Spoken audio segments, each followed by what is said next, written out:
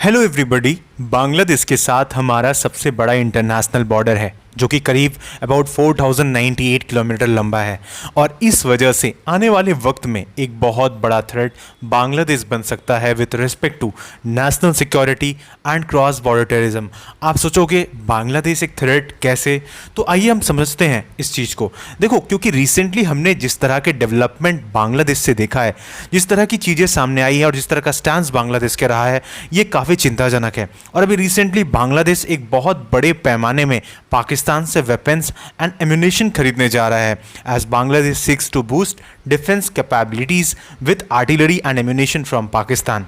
तो बांग्लादेश का पाकिस्तान के इतने क्लोज जाना ये अपने आप में काफ़ी सीरियस डेवलपमेंट है with respect to India Pakistan, India China and India Bangladesh now. तो जिस तरह की कंट्री एंड जिस तरह की हॉस्टिलिटी हमारे आसपास में है, इससे हमें काफ़ी ज़्यादा थ्रेट है।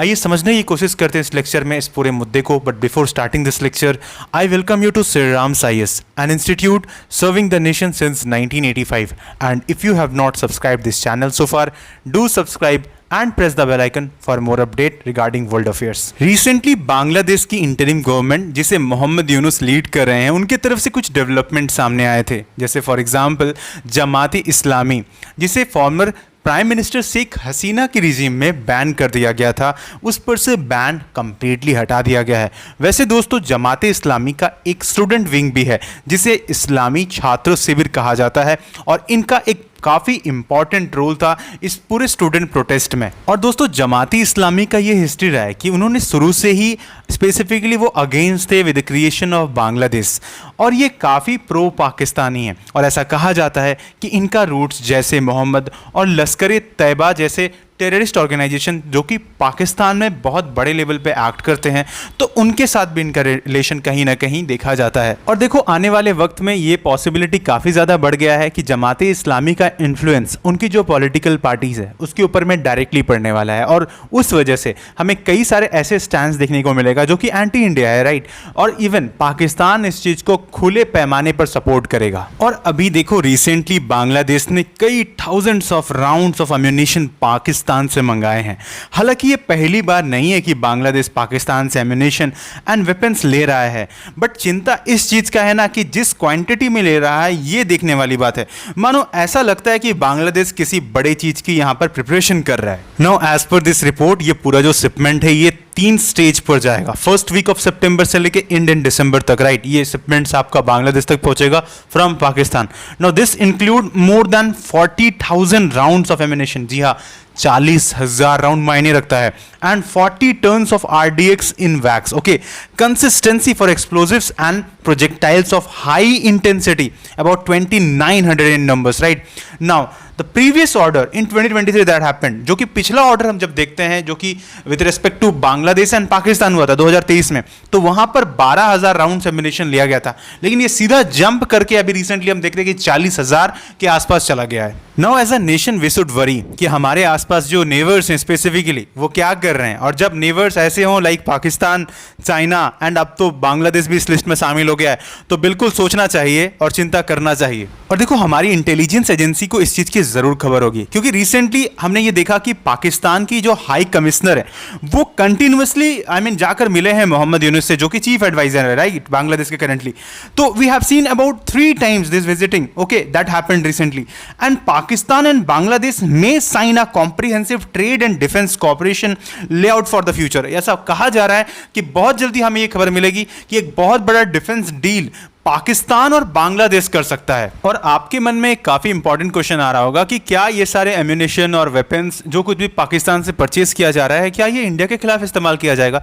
देखो, अब इसमें काफ़ी सारी चीज़ें ना क्लियर नहीं है, क्योंकि रिसेंट टाइम में हमने एक और डेवलपमेंट देखा है, और वो ये है कि म्यांमार और बांग्लादेश के बीच में काफ़ी कन्फ्लिक्ट्स बढ़े हैं। पिछले कुछ रीसेंट टाइम्स में कई बार म्यांमार की तरफ से अटैक्स किया गया बांग्लादेश बॉर्डर के आसपास। तो इस सिचुएशन में ये कोई बड़ी बात नहीं है कि कल को बांग्लादेश और इधर म्यांमार के बीच में एक वॉर हो जाए। एंड इवन आपको एक और चीज़ समझना पड़ेगा कि मोहम्मद यूनुस को कंप्लीटली बैक करती है यूएस गवर्नमेंट, राइट। एंड काफ़ी ज़्यादा यहाँ पर इंटरेस्ट है यूएस का, क्योंकि म्यांमार काफ़ी ज़्यादा क्लोज जा चुका है रिसेंट टाइम में चाइना में, और इस चीज़ को यूएस गवर्नमेंट कहीं ना कहीं बैक करने की कोशिश करेगा बांग्लादेश को। और इन सब चीज़ का ना डायरेक्ट इम्पैक्ट पड़ सकता है हमारे नॉर्थ ईस्टर्न स्टेट पे, क्योंकि वहाँ पर एक बहुत बड़ा इंस्टेबिलिटी बन सकता है।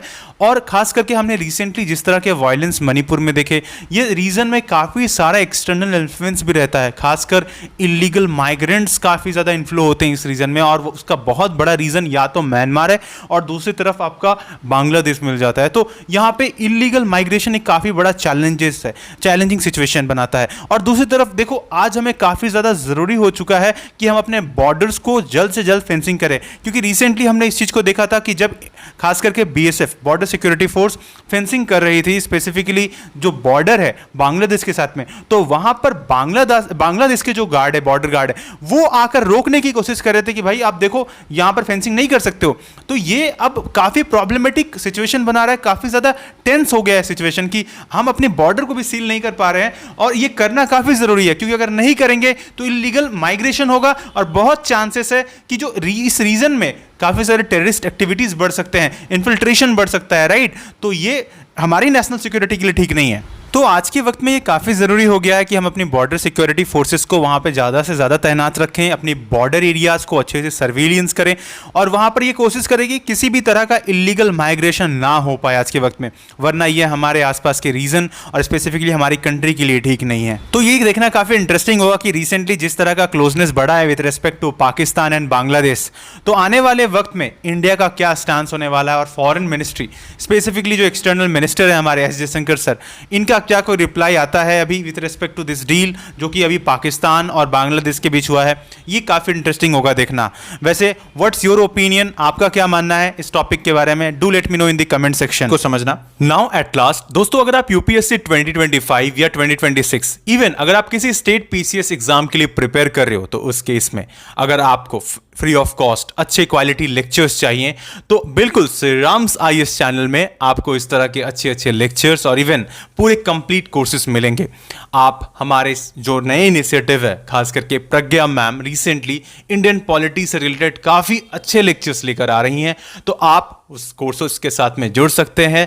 हर दिन शाम 4 बजे आपको इस तरह के लेक्चर्स मिल जाते हैं लाइव, तो आप बिल्कुल जुड़िए। श्री राम आईएएस के चैनल को सब्सक्राइब कर लीजिए। And with that, may God bless you all.